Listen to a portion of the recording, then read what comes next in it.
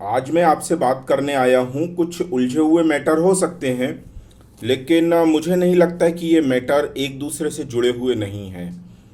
Israel और फ़िलिस्तीन के जो हम पैलेस्टाइन भारत में जिसे फ़िलिस्तीन कहा जाता है, वहाँ का टकराव, यानी इजरायली जूइशों का अरबी मुसलमानों से टकराव हो रहा है। और वहाँ पर हमास नाम का एक संगठन है जो आतंकी गतिविधियों को अंजाम देता है, और उसके अड्डे मोस्टली ऐसी जगहों पर होते हैं जहाँ पे घनी आबादी है, जहाँ बच्चे हैं, बूढ़े हैं, औरतें हैं, महिलाएं हैं, परिवार हैं। वहाँ ऐसी जगहों पर वो अपने रॉकेट लॉन्चर जैसी भी हथियार रखता है और वहीं से हमला करता है।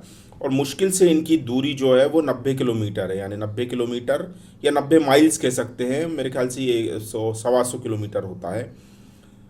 तो इसराइल की सीमा और ये हमास का जो बेस है, स्टेशन, उसकी सीमा में 100 सवा 100 किलोमीटर का अंतर है।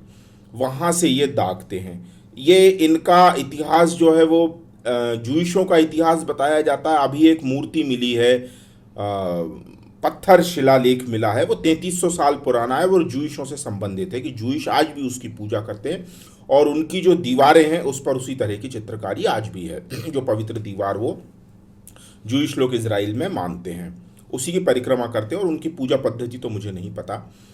और ये कोई 2000 साल पहले से उनका उत्पीड़न वहाँ होता रहा है, चाहे क्रिश्चियंस से उनके झगड़े हों या फिर बाद में फाइनली जो अरब में मोहम्मदवाद जो आया, वो उसके बाद तो वहाँ से उनके सूपड़े साफ हो गए और वहाँ से मार के वो भगा दिए गए और दुनिया भर में वो घूमते रहे फिर।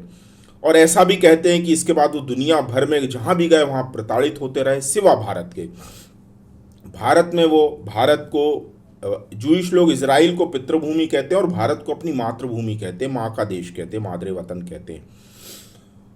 उसके पीछे वो रीज़न देते हैं कि जब वो इजराइल गए, दुनिया भर से लुटा पिटा जूइश इजराइल आया, और भारत से भी जूइश जो था वो भी इजराइल गया। तो उनको देख के बड़ा आश्चर्य हुआ कि ये कहाँ, किस कोने से ये लोग आए हैं जिनके चेहरे पे खुशी है। बाकी दुनिया भर का जो जूइश था वो लुटा पिटा था और बदहवास था। उन्होंने बताया कि हम भारत से आए हैं और हम भारत ही वापस जाएंगे। तो ऐसा बताया जाता है कि वो कुछ दिन वहाँ रहे और वापस यहाँ आए, और आज भी कुछ जूइश लोग भारत में ही रहते हैं, भारत के बन के। लेकिन आज तक मुस्लिम्स का समझ में नहीं आया कि भारत से ही कन्वर्टेड हुआ मुसलमान आज भारत का क्यों नहीं होता। यहाँ मुझे प्रश्न ये भी समझ में आता है कि आरएसएस, जिसको हम हिंदू बहुत इस तरह से देखते हैं कि ये एक हमारे दुख दर्द में शामिल एक संगठन है, और है भी, ऐसा नहीं है कि नहीं है। मैं यहाँ पर कुछ प्रश्न लेके आया हूँ जो अनसुलझे से हैं और मेरे मन को पीड़ित करते हैं। अगर मैं बोलूँ कि हिंदू महासभा थी, जो पंडित नाथूराम गोडसे जिससे संबंधित बताए जाते हैं, और गांधीवध में जिनका नाम आया है, तो उस समय कांग्रेस सत्ता में थी, ताकत में थी, अंग्रेजों का शासन था, अंग्रेजों से नई नई आज़ादी मिली थी। तो हिंदू महासभा को आरएसएस ने क्या समर्थन नहीं दिया? क्या ये प्रश्न उठाया गया था कि आरएसएस यदि चाहता तो हिंदू महासभा को समर्थन दे सकता था? वही कमोबेश आरएसएस आज भी, जहां हिंदू पिटता है वहां आरएसएस दिखाई नहीं देता। आरएसएस के बहुत काम है, ग्राउंड पर बहुत काम करते हैं वो, ये प्रश्न नहीं है उन पे कि उनकी निष्ठा या किसी तरह से निष्ठावान नहीं है। लेकिन आरएसएस में कहाँ कमी रह जाती है कि जिस तरह का उग्रवाद, उद्दंडवाद और भीड़तंत्र, जिस तरह का भीड़तंत्र भारत के लोकतंत्र पर, स्पेशली उदार लोकतंत्र कहना चाहिए, उदार लोकतंत्र पर जिस तरह का भीड़तंत्र थोपा गया है, आरएसएस वहाँ नाकाम रहता है।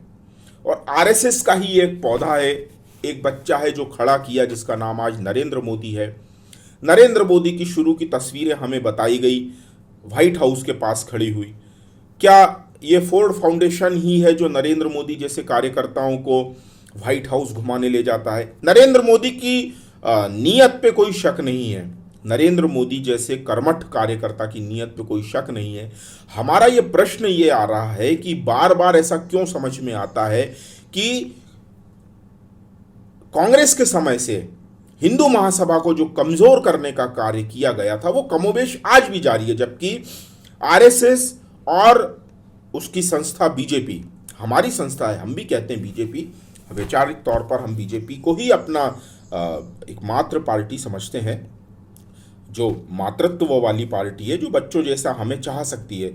लेकिन ऐसा क्यों समझ में आता है बार बार कि हिंदू महासभा को गोडसे के, पंडित नाथुराम गोडसे जी के समय से कमजोर किया गया, प्रवीण तोगड़िया जी नहीं दिखाई दे रहे, उमा भारती जैसी प्रखर नेता हाशिए में है, और ऐसे सिंघल, अशोक सिंघल जी बहुत समय तक, अब तो नहीं रहे, वो बहुत समय तक लाइमलाइट में नहीं रहे। तो ऐसे हिंदूवादी नेता जो जिनके नाम पहले चलन में होते थे, 2-2 लाख लोगों की भीड़ जिनके पीछे आ जाती थी हिंदुओं की, और हिंदू बहुत सक्षम और ताकतवर माना जाता था उस समय में। तो क्या वजह है कि कांग्रेस के समय में हिंदूवादी नेता जैसे 2-2 लाख की भीड़ जुटा लिया करते थे, आज मोदी के 7 साल के शासनकाल में ग्रेजुअली धीरे धीरे ये लोग खत्म कर दिए गए हैं या हो गए हैं, या बंगाल में जब हिंदू पिट गया तब ऐसी हमें हिंदू महासभा की, विश्व हिंदू परिषद की ज़रूरत थी, दुर्गा वाहिनी की ज़रूरत थी, बजरंग दल की ज़रूरत थी, तब ये कहीं भी हमें दिख नहीं रहे हैं। मेरा यहाँ पर एक प्रश्न है, और इसके पहले मैं आप लोगों से ये कहना चाहता हूँ कि मैं वैचारिक तौर पे, अगर आपको लगता है कि मेरी आइडियोलॉजी ठीक है और मैं इस तरह का और काम कर सकता हूँ, तो प्लीज़ आप लोग, मेरी डिटेल मैंने दे दी है, वहाँ से आप मेरी बैंक डिटेल लेके, और मेरा नंबर है 9200114611, इसी पे गूगल पे और पेटीएम वगैरह है, यहाँ से आप बैंक के थ्रू फाइनेंशियल सपोर्ट भी दे सकते हैं। यहाँ मेरा एक ये प्रश्न है कि बीजेपी फॉर इंडिया लिखती है, तो क्या इसी तरह हिंदू पार्टी फॉर हिंदूज होने की ज़रूरत आज महसूस हो रही है? आज मेरा प्रश्न यही रहेगा कि क्या हिंदुओं के लिए एक हिंदू पार्टी बनाई जानी चाहिए जो पॉलिटिकली हिंदुओं का मत रख सके।